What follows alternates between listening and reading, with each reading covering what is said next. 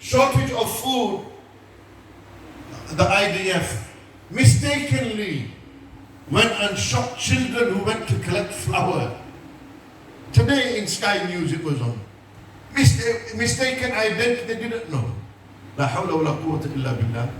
I don't want to get, it's not, I don't use the term political, but I don't want to delve into this too much. But you want to talk about the Karbala, relevance of Karbala today, then talk about Gaza. That's the relevance of Karbala today. This is what Karbala is today. And the problem we have, there are no Hussains amongst us. He was the unique one, the chosen one. Those who followed in his path, they will long live in history. And their names flow from our mouth. Salahuddin al-Ayubi, Shihabuddin al-Ghawri, you have Tariq ibn Ziyad. These were great men. Men who put the Ummah first. Men who understood the value of the blood of the Ummah. Today, our leaders have sold out. We talk about the Western world and the Western leadership. Before you go anywhere else, look inside your own home. The leaders we have appointed and elected, they have sold themselves to the devil. $4 trillion deals have been made over 10 years, selling their Iman, selling their faith, selling the blood of the Muslims for one. Remain silent. Do not get involved. This is what Yazid did. Yazid did the very same thing in the time of Sayyidina Hussain, when he sent his emissaries and ambassadors and representatives to Medina Sharif. What did he say? He said, either get their hand, whatever it takes. Ibn Ziyad offered him the dunya, bought him. Umar bin Saad, he sold himself. One by one they sold themselves. But Sayyidina Abdullah bin Zubair didn't sell himself. Abdullah bin Umar didn't sell himself. Sayyidina Hussain ibn Ali, he said, no, I'm not going to pledge my allegiance to this tyrant. This is tyranny. This is dhulm. This is injustice. Look at the leaders before him. His father, Sayyidina Muawiyah. Look at the one before him, Sayyidina Hassan. Look at the one before him, Mawla Ali. Sayyidina Abu Bakr and Umar and Uthman. Look at these leaders. I've seen them. I've sat with them. And today, this young man has assumed leadership. He's a drunkard. He sleeps around. He makes halal haram, haram halal. He is not worthy of being the leader. There are far better men on this earth worthy of being our leaders. This is why they say, what's the greatest form of resistance? What's the greatest resistance? Afdal jihad. Kalimatul haqq inda sultan ja'ir. The greatest resistance and the greatest form of standing up against injustice is that you speak the truth in the face of the tyrant. The tyrant stand before you and you tell them you are wrong. You are doing wrong to the people here. Instead, people will bow down to the tyrants. They will bow to the tyrant. Sayyidina Musa did not bow. Sayyidina Ibrahim did not bow. Sayyidina Salih and Hud and all the great Anbiya and Rasul, Sayyidina Hussain, they did not bow down before tyranny. They only bowed before Allah. And when you bow down before Allah subhanahu wa ta'ala, believe you me, my friend, you are one of the most powerful men on this earth. Because it's in this bowing down to Allah Almighty that you attain freedom. You become free. When you become the slave of Allah subhanahu wa ta'ala, the moment you become slaves to other than Allah Almighty, then there is no freedom. You are slave to the interest. You are slave to capitalism. You are slave to secularism. You are slave to materialism. You are slave to names and gowns. You are slave to musicians because you've tied yourself into UFC and football and boxing and everything else. You've now become a slave to this. Now, you set your alarm so that you watch the fight. You set your alarm so that you watch the match. You do everything revolving around other than attaining the pleasure of Allah subhanahu wa ta'ala. That's what happens when you don't bow down to Allah subhanahu wa ta'ala.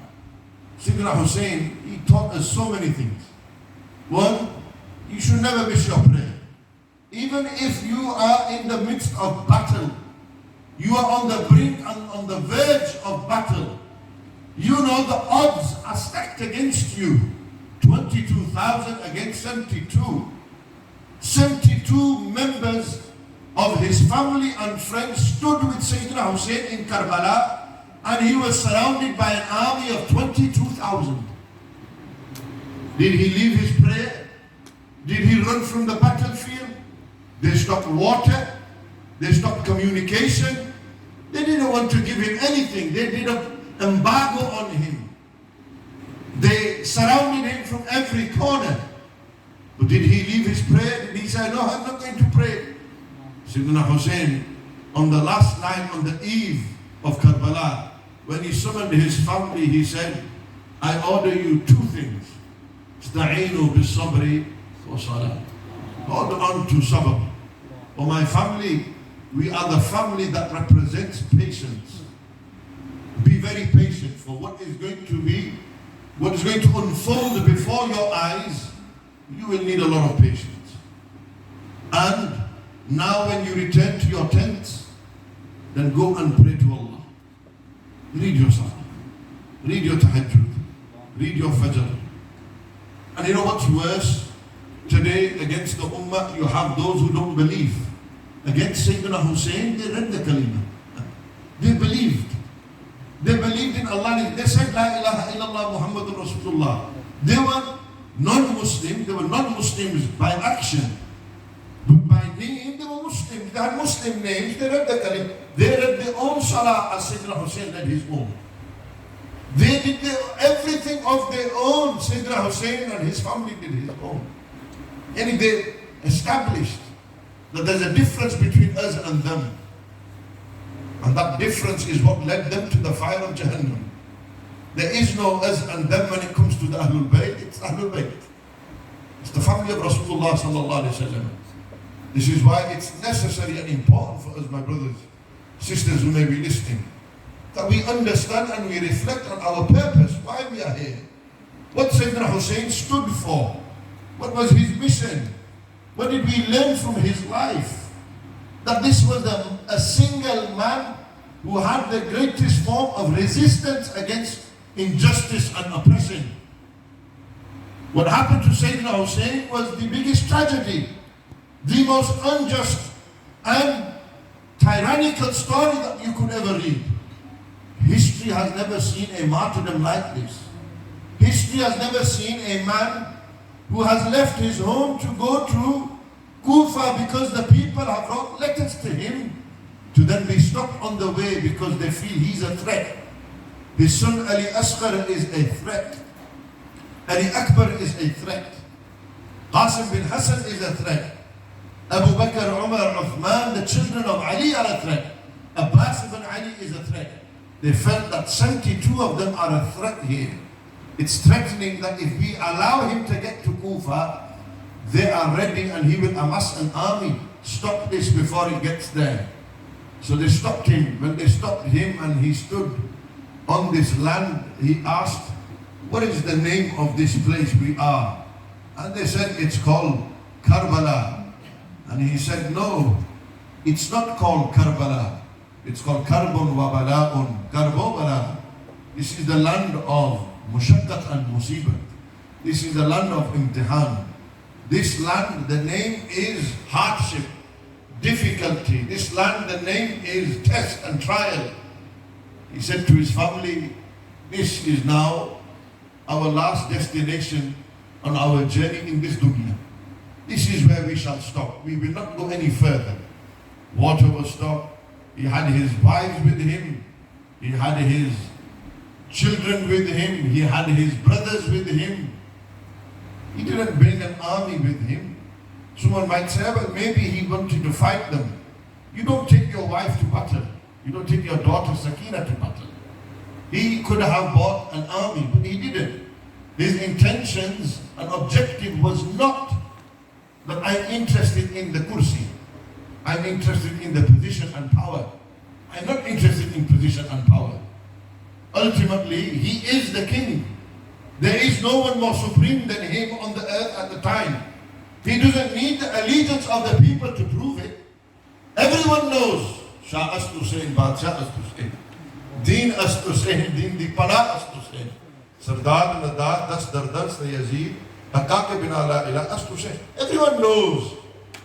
Shah Ast Hussain, king is Hussain. Badshah Ast Hussain, leader and king is Hussain. Deen Ast Hussain, religion is Hussain. They all knew that on the surface of this earth right now, there is no man more greater, noble and honorable and superior than Hussain bin Ali radiallahu ta'ala anhu. They all knew this. Yazid knew this. That's why Yazid needed his hand to make his rule, to justify his rule, to consolidate his rule. For his rule to be accepted, he knew Hussain says yes, everyone will say yes. So you think Sayyidina Hussain was going to say yes to a drunkard?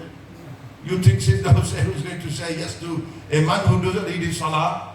You think Sayyidina Hussain was going to say yes to a man who makes halal haram and haram halal? Never. Sayyidina Hussain was never going to do this. So he resisted. Sayyidina Hussain resisted. He left his home, went to Makkah Mukarramah, left Makkah, went towards Kufa, and he arrived in Karbala and was stopped. And there remained the final destination on this earth for Sayyidina Hussain. He had his brothers, Abu Bakr and Uthman and Umar, radiallahu anhum, the sons of Ali. Sayyidina Ali, this is a very important point for you to remember. Sayyidina Ali married several times after the departure of Sayyidina Fatima. In some narrations it's mentioned that Mawla Ali radiallahu anhu married 18 times after. So he married and divorced, or his wives passed away. Of course, you can only marry 4 at one time. Sayyidina Ali married, duration of his life, 18 times. When he was blessed with his son, after Sayyidina Hassan and Hussain, what did he call him? Muhammad. Muhammad ibn Hanafi. Muhammad ibn Ali. Then he had another son and he called him Abu Bakr ibn Ali. Then Umar ibn Ali. Then Uthman bin Ali. And then he had another son and he called him Abbas ibn Ali. Abbas. So they said to him, why did you name this son Abbas after Abu Bakr, Umar and Uthman? Why didn't you name your son after your uncle first, Abbas?